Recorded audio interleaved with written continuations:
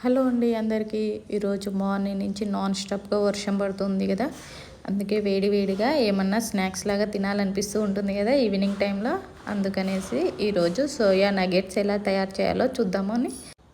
First mill మేకర్స్ని వేడి నీళ్ళలో 1 నిమిషం పాటు ఉడికించి పక్కకు తీసుకొని అందులో ఉన్న వాటర్ని పిండి ఒక గిన్నెలోకి తీసుకోండి.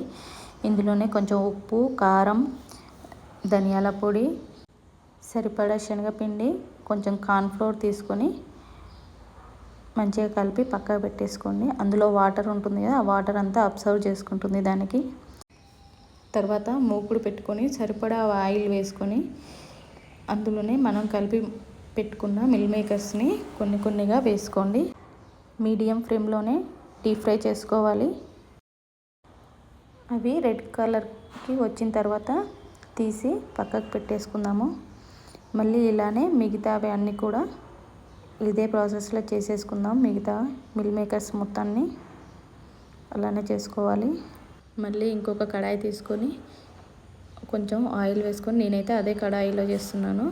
ఆయిల్ అంతా వంపేసుకొని మళ్ళీ సేమ్ అదే కడాయిలో చేస్తున్నాను. కొంచెం ఆయిల్ తీసుకొని అందులోనే కొంచెం జీలకర్ర, ఒక 2 పచ్చిమిర్చి, కొంచెం కరివేపాకు వేసుకొని కొంచెం ఉప్పు వేసుకొని వేయించుకోండి. వేయించుకున్న తర్వాత మనం డీప్ ఫ్రై చేసుకున్న మిల్ మేకర్స్ని అందులో వేసుకోవాలి. వేసుకొని ఒకసారి కలుపుకోండి. కలుపుకున్న తర్వాత ఇందులోకి సరిపడా మిరియాల పొడి వేసి మళ్ళీ ఒకసారి కలుపుకుందాము.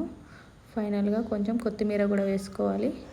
వేసుకున్న తర్వాత మళ్ళీ ఒకసారి కలుపుకోండి. కలుపుకున్న తర్వాత ఇందులోనే కొంచెం నిమ్మకాయ పిండుకోండి. చాలా అంటే చాలా టేస్ట్గా ఉంటుంది.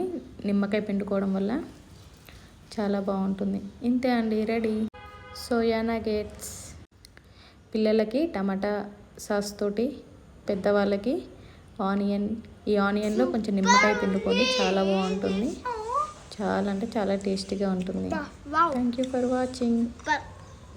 లైక్ చేయండి, సబ్స్క్రైబ్ చేయండి.